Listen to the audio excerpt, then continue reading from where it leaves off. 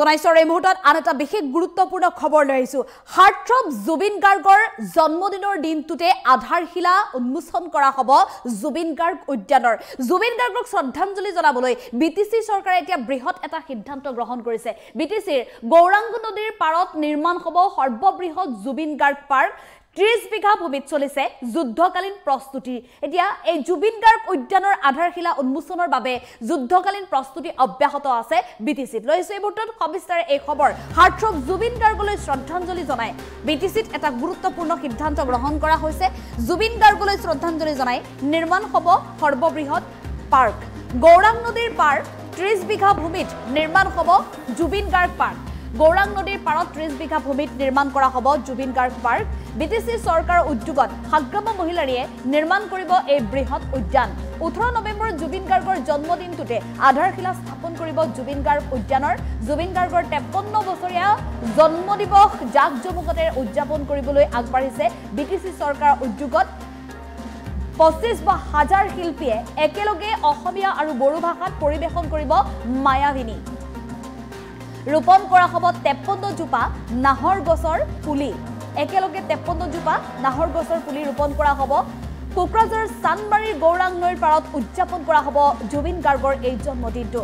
Heartthrob Zubeen গাৰ্গক শ্ৰদ্ধাঞ্জলি জনাই বিটিচি চৰকাৰে এই সিদ্ধান্ত গ্ৰহণ কৰিছে। দিন ৰাতি একাকাৰ কৰি কাম চলিছে এতিয়া উদ্যান নিৰ্মাণৰ বাবে। আৰু ইয়াত দেখিবলৈ পাইছে বিটিচিত ব্যাপক প্ৰস্তুতি চলিছে জুবিন গাৰ্গৰ 53 বছৰীয়া জন্মদিন উদযাপনৰ বাবে। হাৰ্টথ্ৰব জুবিন গাৰ্গক শ্ৰদ্ধাঞ্জলি জনাই বিটিচি চৰকাৰে এটা বৃহৎ সিদ্ধান্ত গ্ৰহণ কৰিছে। যিহেতু 18 নৱেম্বৰ জুবিন গাৰ্গৰ জন্মদিন হয় আৰু এই দিনটোত 18 নৱেম্বৰত 53 বছৰ হ'ল জুবিন গাৰ্গ 53 বছৰৰ জন্মদিন হ'ব। গতিকে এই 53 বছৰৰ জন্মদিনটোতে জুবিন গাৰ্গক শ্ৰদ্ধাঞ্জলি জনাবলৈ এনেধৰণে বিটিচি চৰকাৰে ডাঙৰ সিদ্ধান্ত গ্ৰহণ কৰিছে। প্ৰকৃতি ভাল পোৱা, গছ ভাল পোৱা, জীৱ জন্তু ভাল পোৱা জুবিন গাৰ্গক প্ৰকৃতিৰ মাজতে যাতে সকলোৱে পৰৱৰ্তী সময়ত যুৱ প্ৰজন্মই বা আহিবলগীয়া ভৱিষ্যত প্ৰজন্মই যাতে প্ৰতিটো মুহূৰ্ততে জুবিন গাৰ্গক বিচাৰি পায়, জুবিন গাৰ্গক জানিবলৈ পায়, তাৰ বাবে জুবিন গাৰ্গ উদ্যান গঢ়ি তুলিবলৈ এনেধৰণে সাজু হৈছে।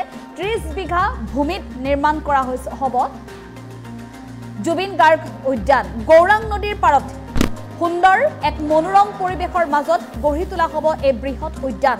গৌৰাং নদীৰ পাৰৰ 30 বিঘা ভূমিত নিৰ্মাণ কৰা হ'ব জুবিন গাৰ্গ পাৰ্কখন। বিটিচি চৰকাৰৰ উদ্যোগত হাগ্ৰামা মহিলাৰীয়ে নিৰ্মাণ কৰিব এই বৃহৎ উদ্যান। হাগ্ৰামা মহিলাৰীয়ে এটা বৃহৎ পদক্ষেপ গ্ৰহণ কৰিছে। 18 নৱেম্বৰ দিনটোত জুবিন গাৰ্গৰ জন্মদিনটোতেই আধাৰশিলা স্থাপন কৰিব এই জুবিন গাৰ্গ উদ্যানখনৰ। আৰু এই জুবিন গাৰ্গ উদ্যানখনক লৈ জুবিন গাৰ্গৰ যি 53 বছৰীয়া জন্মদিন সেই দিনটোতেই এনেধৰণে পালন কৰিব, উদযাপন কৰিব জুবিন গাৰ্গৰ জন্মদিনটো। এক বিশেষ সাংস্কৃতিক অনুষ্ঠানো তেওঁলোকে হাতত লৈছে। 25,000 শিল্পীয়ে একেলগে অসমীয়া আৰু বড়ো ভাষাত পৰিৱেশন কৰিব মায়াবিনী। যি মায়াবিনী অসমৰ প্ৰতিগৰাকী ব্যক্তিৰ মুখে মুখে এতিয়া জুবিন গাৰ্গৰ সেই মায়াবিনী গীত একেলগে 25,000 শিল্পীয়ে পৰিৱেশন কৰিব জুবিন গাৰ্গ উদ্যানৰ আধাৰশিলা উন্মোচনৰ দিনা। জুবিন গাৰ্গৰ 53 বছৰীয়া জন্মদিৱসৰ দিনা ৰোপণ কৰা হ'ব একেলগে 53 জোপা নাহৰ গছৰ পুলি। কোকৰাঝাৰ চান্দামাৰীৰ গৌৰাং নৈৰ পাৰত উদযাপন কৰা হ'ব এই জুবিন গাৰ্গৰ এই জন্মদিনটো। জুবিন গাৰ্গৰ 53 বছৰীয়া জন্মদিৱস পালনৰ বাবে এতিয়া বিটিচি চৰকাৰে প্ৰস্তুতি অব্যাহত ৰাখিছে। দিনে নিশাই কেৱল মাত্ৰ ব্যস্ত হৈ আছে এই বিশেষ দিনটো উদযাপনৰ বাবে। জুবিন গাৰ্গ উদ্যান আধাৰশিলা মুকলি কৰিবৰ বাবে সকলো ধৰণৰ প্ৰস্তুতি এতিয়া অব্যাহত থকা দেখিবলৈ পোৱা গৈছে।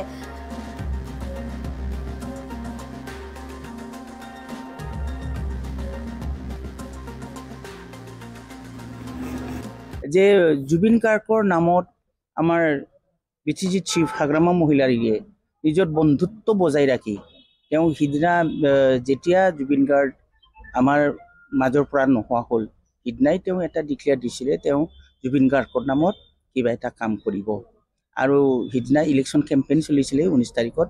গোটেই কেম্পেইনৰ কামবিলাক মেজৰ কামবিলাক তেওঁ স্থগিত ৰাখি তেওঁৰ কাৰণে এটা হোমেজ তেওঁ সিদিনাই দিছিলে। আৰু সেই হিচাপে আজি 18 তাৰিখত তেওঁৰ জন্মদিৱস উদযাপন কৰাৰ নামতে এই কামটো কৰা হ'ল।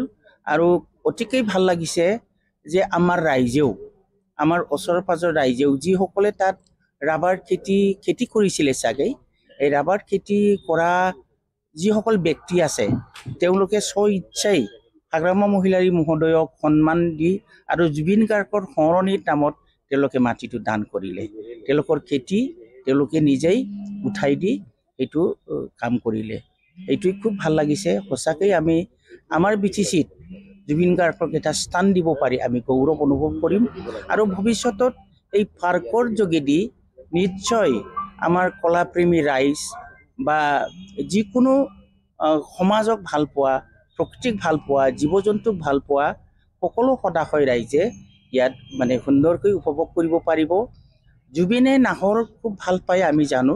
এই গতিকে আমি অহা দিনত 53 জন্ম দিৱসৰ নামতে আমি 53ডাল নাহৰ গছ ইয়াত ৰোপণ কৰা হ'ব। বাকীবিলাক এইটো ধুনীয়াকৈ আমি এটা সুন্দৰ প্ৰকৃতিময় পাৰ্ক হিচাপে ইয়াত পৰিগণিত হ'ব বুলি আমাৰ আশাবাদী। আৰু হাগ্ৰামা মহিলাৰী মহোদয়ে এই কথাই আমাক জনাইছে। আৰু তেওঁ নিজৰ আচল বন্ধুত্ব যিটো গুণ সেইটো সমাজৰ মাজত মানে দেখুৱাই দিয়াৰ কাৰণে যিটো তেওঁ ষ্টেপ ল'লে, মই হাগ্ৰামা মহিলাৰী মহোদয়কো প্ৰশংসা কৰিছোঁ, ধন্যবাদ যাচিছোঁ। আৰু আমাৰ মাজত প্ৰকৃত বন্ধুত্বৰ যিটো গুণ থাকে সেইটো যাতে সমাজে বহন কৰে সেইটো মই আহ্বান জনাইছোঁ। জুবিন গাৰ্গ পাৰ্কটো হ'ল নামটো জুবিন গাৰ্গ পাৰ্ক আৰু ফাউণ্ডেশ্যন লিটো কৰিব আমাৰ চিফ হাগ্ৰামা ছাৰে কৰিব। জুবিন দাৰ নামৰ আমি 30 বিঘা মাটি এলটমেণ্ট কৰি দিলোঁ। এইটো এতিয়ালৈকে